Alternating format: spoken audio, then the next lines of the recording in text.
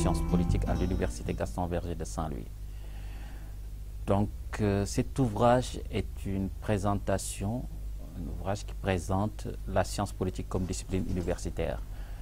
Et donc c'est une initiation aux conditions et modalités de production des connaissances scientifiques sur les objets politiques.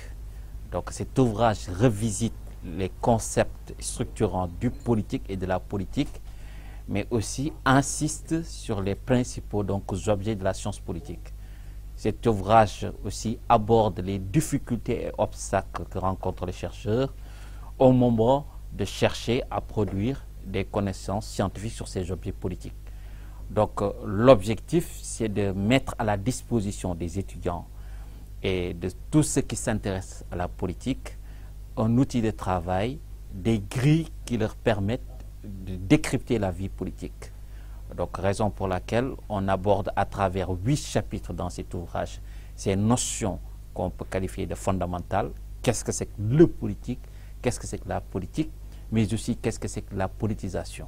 Ensuite, on aborde des problématiques qui ont trait aux méthodes ou aux techniques ou aux moyens d'analyse du politique et de la politique, avant d'aborder des objets comme l'État, notamment l'État en Afrique, mais aussi des notions qui ont trait au pouvoir, à la domination, à l'autorité, à la légitimité, à la démocratie, à ces régimes politiques, ces régimes systèmes politiques. Donc si vous voyez bien, cet ouvrage aborde tous ces concepts-là qui sont des concepts propres à notre univers politique et qui nous permettent de mieux comprendre cet univers. L'objectif, c'est d'aider à comprendre cet univers politique qui nous entoure, d'essayer de comprendre à quoi renvoient ces notions que nous utilisons quand nous abordons ces problématiques politiques. Donc tel est l'objet de cet ouvrage. Mais comme tout ouvrage universitaire, il y a toujours des craintes.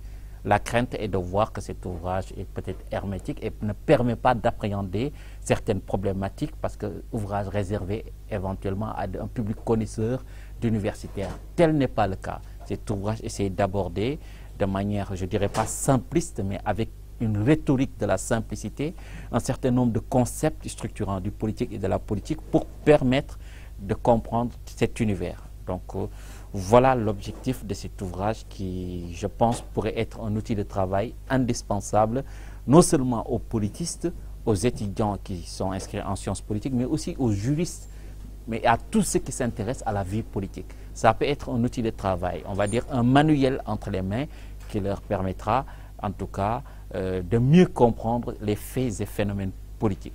Donc voilà les raisons pour lesquelles on a cherché à mettre en place, en tout cas à écrire cet ouvrage, donc destiné à un public très varié, en espérant aussi que ça pourrait leur être utile et que peut-être d'autres ouvrages viendront encore une fois compléter peut-être.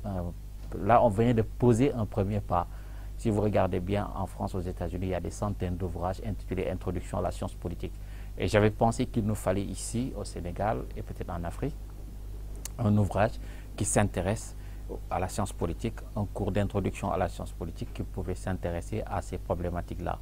C'est ce que j'ai essayé au bout d'une dizaine d'années de cours en sciences politiques, à travers ce cours d'introduction à la science politique, en tout cas de produire un ouvrage susceptible d'aider les gens à mieux comprendre cet univers politique. Parce que c'est souvent ça le problème.